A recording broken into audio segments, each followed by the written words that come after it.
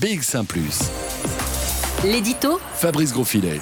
Manger des fruits et des légumes, c'est bon pour la santé. La vitamine C dans les oranges, le citron pour lutter contre le rhume ou la grippe qui vous guette peut-être cet hiver. Les légumineuses, lentilles par exemple, qui favorisent votre transit intestinal. L'avocat, les noisettes, les amandes qui sont efficaces contre le cholestérol. 5 fruits ou légumes par jour, disent les campagnes de prévention. Parfois, ça grimpe même à 7 fruits et légumes par jour. Et nous, on est tous d'accord. On raffole des courgettes, des aubergines, des carottes, des chicons. On apprécie les raisins à la fin de l'été, les clémentines en hiver, les pommes tout au long de l'année. Et comme on est du genre citoyen conscientisé, attentif à ne pas piller les ressources de la planète Terre, on les préfère locales et de saison, nos fruits et nos légumes. Les fraises, c'est donc pour le mois de juin. La pomme ou la poire, on la préfère en provenance des vergers flamands ou wallons.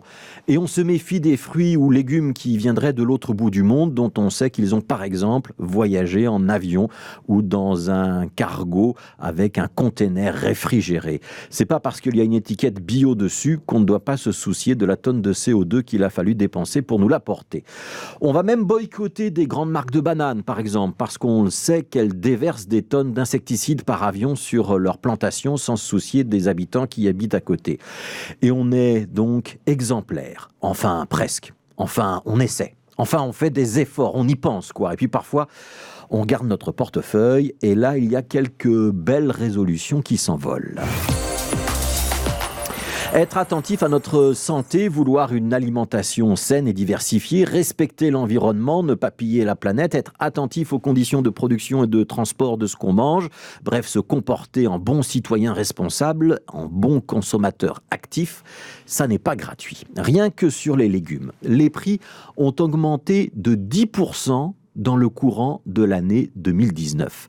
On notera que la hausse a été moins forte sur les légumes bio, seulement 2%. Il est donc plus forte sur les légumes de l'agriculture traditionnelle. Un exemple, la tomate. Elle était à 1,88 € le kilo en 2018. Elle est passée à 2,45 € en 2019. Alors, consommer 5 fruits ou légumes par jour, ça coûterait, d'après des études, 222 € par mois pour une famille avec 2 enfants. Le prix des fruits, lui, est resté raisonnable, mais le constat est là.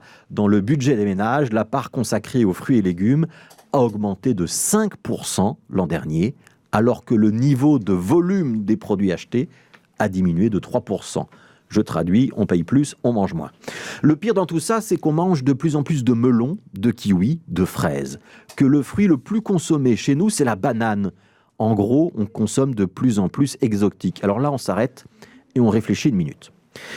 Parce que dans tous les médias, depuis plusieurs années, et y compris sur BX1, on n'arrête pas de vous parler de bio, de local, de produits de saison.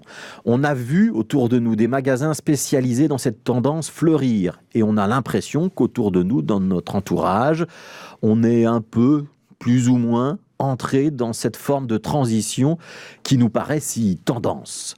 Finalement, les statistiques disent l'inverse. La grande majorité des consommateurs ne suit pas.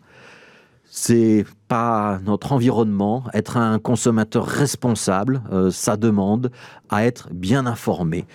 Parce que la grande majorité des consommateurs, c'est pas qu'ils ne veulent pas suivre, c'est qu'ils ne peuvent pas. Ça demande un peu de volonté, c'est vrai, d'avoir le courage de changer ses habitudes, d'aller parfois contre sa culture ou son éducation. Ça demande surtout des moyens. Ça doit nous faire réfléchir. Il ne suffit pas d'être favorable à la transition, d'en être convaincu pour qu'elle réussisse.